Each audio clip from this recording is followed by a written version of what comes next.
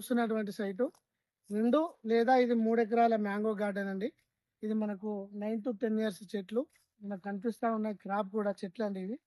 ఈ సీజన్‌లో first crop already ఈ రైతు ఎవరైతే ఉన్నారో 2 లక్షలకు ఫస్ట్ క్రాప్‌లో ఈ సీజన్ అమ్మడం జరిగిందండి. ఇంకా మనకు 2 క్రాప్‌లు వస్తాయి ఈ సీజన్‌లో. మనకి ఇందులో 2 బోర్లు ఉన్నాయి. ఫుల్ వాటర్ అండి.